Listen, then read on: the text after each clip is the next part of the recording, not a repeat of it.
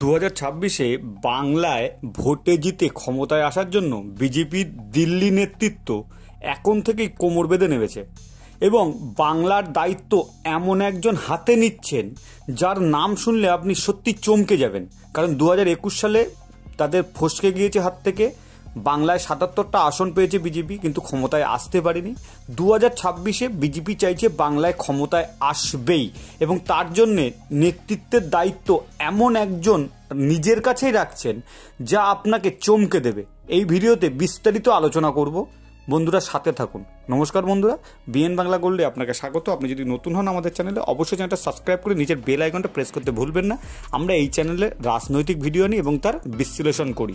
তো যেটা আলোচনা করছিলাম যে 2026-এর জন্য এখন থেকেই দিল্লি বিজেপি কোমর বেঁধে লেগেছে এবং এমন একজন দায়িত্ব নিজের কাছে রাখছেন, দায়িত্ব আর কারোর কাছেই তিনি দিতে চাইছেন না, কারণ বিজেপিকে তিনি পশ্চিমবঙ্গে ক্ষমতায় আনবেনই আনবেন এমন একটা প্রতিজ্ঞা তিনি করেছেন। বিজেপি পাখির চোখ করেছে 2026 সালের বাংলার বিধানসভা নির্বাচন, আর সেই লক্ষ্যেই মার্চেই বাংলা সফরে আসতে পারেন কেন্দ্রীয় স্বরাষ্ট্রমন্ত্রী অমিত শাহ। একই সঙ্গে এটাও পরিষ্কার, জগৎপ্রকাশ নাড্ডার উত্তরসূরি যেই হোক, বাংলার দায়িত্ব থাকবে এবার শাহের হাতেই।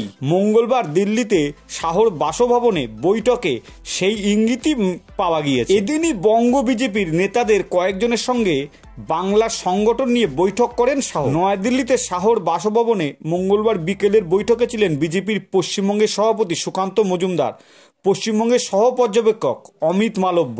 বৈঠক নিয়ে সুকান্ত বা মালব্য কেউই মুখ খুলছেন না, কিন্তু বিজেপি সূত্রের দাবি আলোচনা হয়েছে বিজেপির পশ্চিমবঙ্গের সাংগঠনিক পরিস্থিতি নিয়েই। কারণ সুকান্ত যেমন বিজেপির রাজ্য সভাপতি, তেমনই মালব্য বঙ্গ বিজেপির দায়িত্বপ্রাপ্ত সহ পর্যবেক্ষক। বিজেপি সূত্রের খবর, অদূর ভবিষ্যতে বঙ্গ বিজেপির চেহারা কেমন হতে চলেছে তা নিয়েও আলোচনা হয়েছে শাহর বঙ্গ সফর নিয়েও। জানা যাচ্ছে চলতি মার্চ মাসের শেষ দিকে শাহ পশ্চিমবঙ্গে আসতে পারেন। একই সঙ্গে স্পষ্ট হয়েছে সভাপতি বদল হলেও দায়িত্বের হাত বদল হচ্ছে না। বিজেপির শীর্ষ পদে জগৎপ্রকাশ নাড্ডার উত্তরসূরি যাকেই বেছে নেওয়া হোক, পশ্চিমবঙ্গ বিজেপির দেখভাল আগের মতোই করবেন অমিত শাহ। এক ব্যক্তি এক পদ নীতির কারণে শাহকে 2020 সালের জানুয়ারিতে বিজেপির সভাপতি পদ ছাড়তে হয়েছিল, কারণ 2019 সালের মে মাসেই তিনি কেন্দ্রীয় স্বরাষ্ট্রমন্ত্রী হয়েছিলেন। কিন্তু বিজেপিতে সকলেই জানেন তার উত্তরসূরি নাড্ডা কোনো গুরুত্বপূর্ণ সিদ্ধান্তই শাহর শিলমোহর ছাড়া নেননি। অদূর ভবিষ্যতে নাড্ডার উত্তরসূরির আমলেও সেই বন্দোবস্তই যে বহাল থাকবে, সেই ইঙ্গিতও বিজেপির অন্দরমহলে স্পষ্ট। সাংগঠনিক রদবদল থেকে নির্বাচনের প্রার্থী বাছাই বা রণকৌশল নির্ধারণ, সবই মুখ্যমন্ত্রী বাছাই থেকে সব ধরনের সিদ্ধান্তেই অমিত শাহই সংগঠনের সক্রিয়।